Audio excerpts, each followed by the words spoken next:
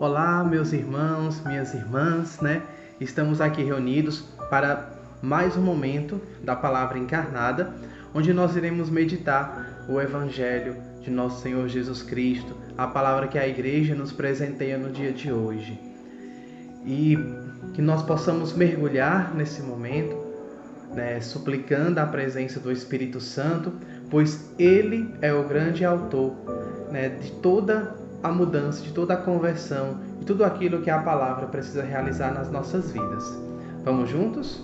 Em nome do Pai, do Filho e do Espírito Santo. Amém. Vinde, Espírito Santo, vinde por meio da poderosa intercessão do Imaculado Coração de Maria, vossa amadíssima esposa. Vinde, Espírito Santo, vinde por meio da poderosa intercessão do Imaculado Coração da Virgem Maria, vossa amadíssima esposa. Vinde, Espírito Santo, vinde por meio da poderosa intercessão do Imaculado Coração da Virgem Maria, vossa amadíssima esposa.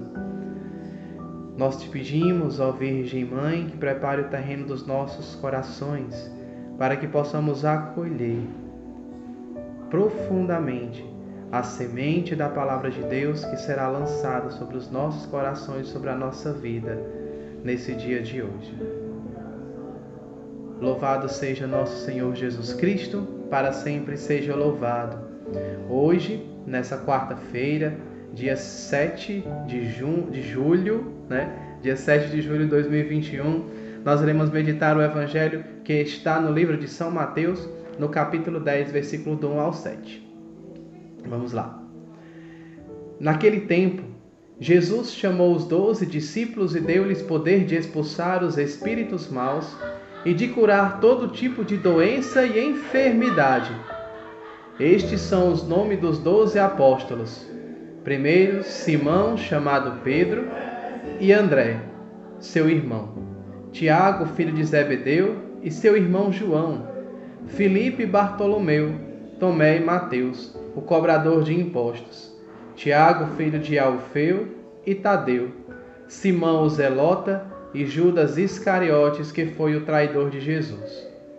Jesus enviou estes 12 com as seguintes recomendações: não deveis ir aonde moram os pagãos, nem entrar nas cidades dos samaritanos. Ide antes as ovelhas perdidas da casa de Israel. Em vosso caminho anunciai: o reino dos céus está próximo. Palavra da nossa salvação, glória a vós, Senhor.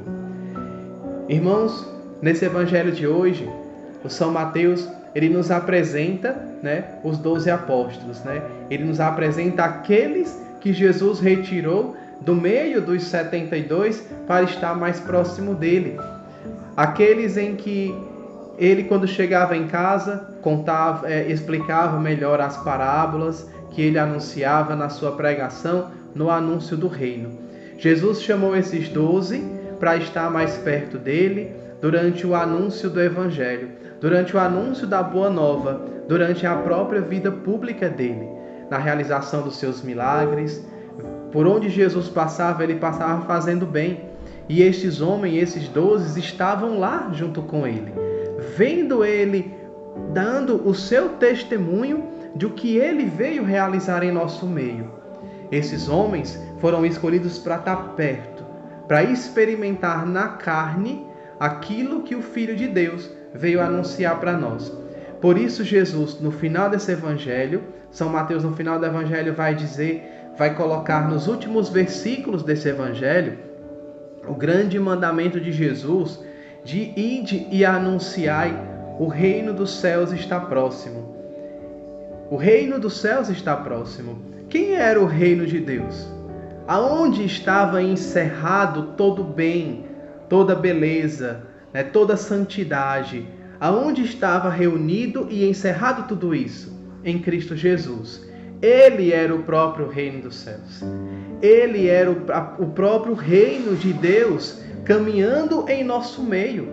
Jesus Cristo, o Filho do Deus vivo, descido, encarnado, feito homem, no meio da humanidade, na nossa terra. Aonde ele passava fazendo bem. É a presença de Deus entre nós, o Emanuel, o Deus conosco. Ele chamou esses 12 para estar próximo dele, para fazer essa profunda experiência do Emanuel, essa profunda experiência do Deus conosco, essa profunda experiência desse reino que estava sendo anunciado por ele. De qual era essa boa nova? Qual era a boa nova de Jesus Cristo? O que era a novidade que ele veio anunciar? O que era o novo que Jesus veio revelar?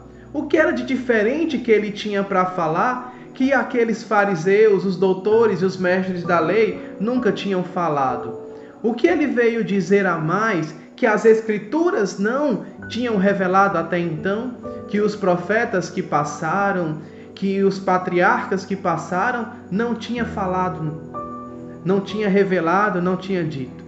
Qual era a novidade que Jesus veio falar? A novidade de Jesus era anunciar o reino de Deus. O reino de Deus, o reino de amor, de justiça, de misericórdia, de perdão. O reino de Deus que não é nada mais, nada menos do que a própria vida do Cristo em meio a nós. Mais uma vez repito, Cristo por onde passava, passava fazendo bem. Por onde ele passava realizando bem. As pessoas iam ao encontro dele porque queriam escutar o que ele tinha para dizer. Queriam ver o que ele tinha para realizar.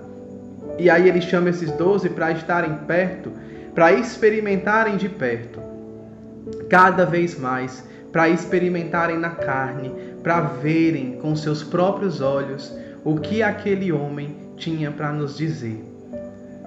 O que aquele homem tinha para falar com as suas atitudes, com os seus gestos, com o perdão, com os milagres, revelando o segredo dos corações, mostrando quem ele era o Filho de Deus, que veio não para ser servido, mas para servir, que veio para lavar os pés dos discípulos, que veio para acolher, que veio para sentar na mesa com os pecadores, que veio para amar aqueles que estavam à margem da sociedade, que veio para tocar nos leprosos e curar suas feridas, que veio para salvar, para curar aquela hemorroísa, que veio para dar vista aos cegos. O homem que era o próprio reino de Deus. O reino de Deus é esse reino. O reino de Deus é um reino de libertação. É o reino que vai trazer a liberdade do homem que vivia na escravidão do pecado e vai ser a partir de então, a partir do momento que ele acolhe o anúncio, a partir do momento que ele acolhe a verdade anunciada, a verdade proclamada, a verdade trazida, a boa nova trazida pelo Cristo, a partir do momento que ele acolhe essa boa nova, esse evangelho, o anúncio do reino dos céus, ele passa a fazer parte desse reino. Ele passa a ser um com o Cristo. Ele passa a se fazer um com o Cristo. Só que precisavam que primeiro esses 12 entrassem nesse reino. Era necessário que esses 12 se fizessem um com Cristo, até mesmo na semelhança da sua morte. Porque Jesus ofertou a sua vida e esses 12 também ofertaram a sua vida, com exceção de Judas, né? Mas depois, lá nos Atos dos Apóstolos, nós vamos ver a eleição de Matias, né? Que entra para esse colegiado dos 12. Né? Mas esses homens foram até o fim, porque eles viram o seu mestre indo até o fim. E aonde que está a nossa participação nesse reino? Aonde que está a nossa vida de anúncio? Aonde que nós estamos anunciando? Nós estamos anunciando no nosso caminho. Essa imagem do caminho, ela é muito própria para o cristianismo. O caminho é algo muito especial para nós cristãos, porque a nossa vida é um eterno caminhar, né?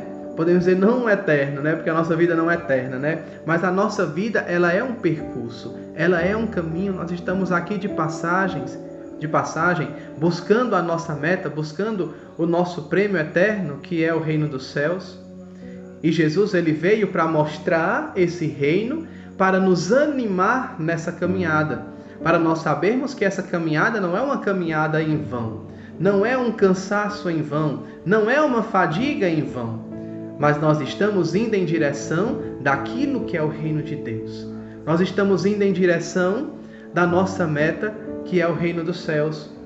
E Jesus, ele veio dizer: anunciai durante o caminho.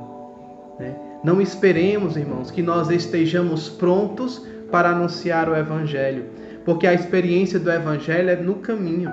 É no caminho que nós encontramos Cristo. É no caminho que nós encontramos o amor.